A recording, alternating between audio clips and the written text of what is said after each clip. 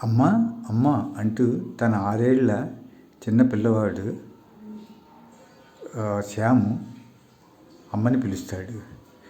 ఏం శ్యామ్ చెప్పు అని అంటుంది తల్లి.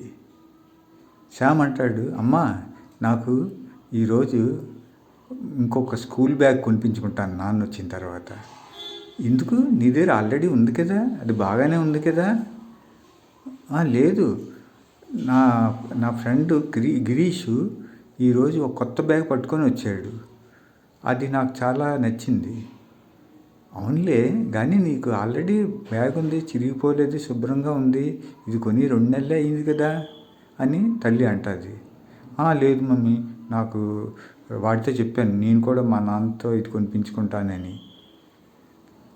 అలాగే వాళ్ళ నాన్న సాయంత్రం 5 గంటలు రాగానే శ్యామ్, నాన్న నాకు ఒక కొత్త స్కూల్ బ్యాగ్ కొనాలి అంటాడు. ఎందుకురా, మొన్నే 2 నెలల కింద కొన్నాను కదా అంటాడు. లేదు, మా క్లాస్లో గిరీష్ అనే అబ్బాయి కొత్త బ్యాగ్ కొనుక్కొని ఇవాళ వచ్చాడు.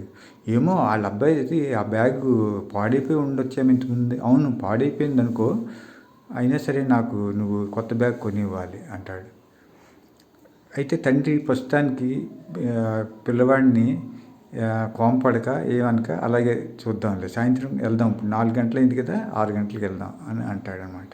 తల్లి అంటారు, ఎందుకండి అలా డబ్బులు వృధా చేయడం.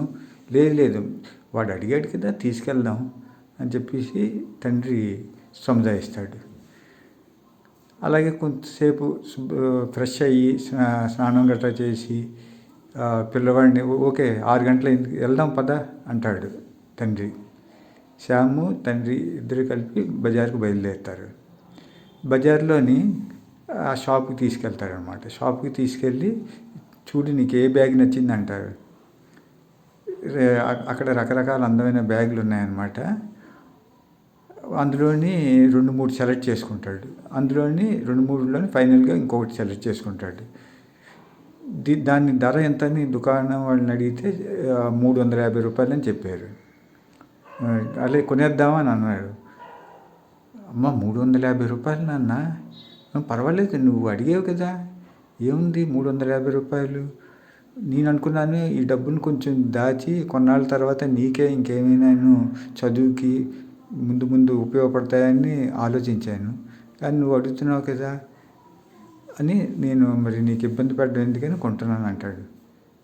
అయితే ఆ చిన్న పిల్లవాడు శ్యాము వెంటనే వాడి మనసులో ఆలోచన వచ్చింది, అయ్యయ్యో నాన్నకి ఇబ్బంది పెడుతున్నానేమో, నన్ను బాధ పెట్టకూడదని నాన్న వెంటనే ఒప్పుకున్నాడు. అయ్యో, ఇటువంటి తండ్రిని మనం ఇబ్బంది పెట్టకూడదు అని ఆ చిన్న వయసులోనే ఆ పిల్లవాడికి ఆలోచన వచ్చినట్టుంది. నాన్న, ఓ పని చేద్దామా, ఇప్పుడు నా బ్యాగ్ బాగానే ఉంది కదా, ఎందుకులే ఈ 350 రూపాయలు మనం ఇలాగా వృధా చేసే బదులు ఇలాగ దాచుకుంటే నయం కదా. అలాగే అయితే ఒక పని చేస్తాను, నీకే ఒక బ్యాంకులోని మైనర్ అకౌంట్ ఓపెన్ చేసి అందులోని ఈ అమౌంట్ దాస్తాను. ఆ విషయం పిల్లవాడికి చాలా నచ్చింది.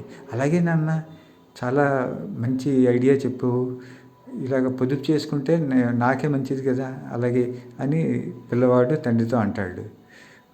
ఈ విధంగా పిల్లలకి ఈ తెలివితేటలు రావడం చాలా తండ్రికి ఆనందం కలిగించింది. అలాగే అని చెప్పేసి ఇద్దరు సంతోషంగా ఇంటికి బయలుదేరి, ఇంటికి వెళ్ళిన తర్వాత శ్యామ్ తల్లి అడిగింది, ఏంరా బ్యాగ్ కొనుక్కోలేదా.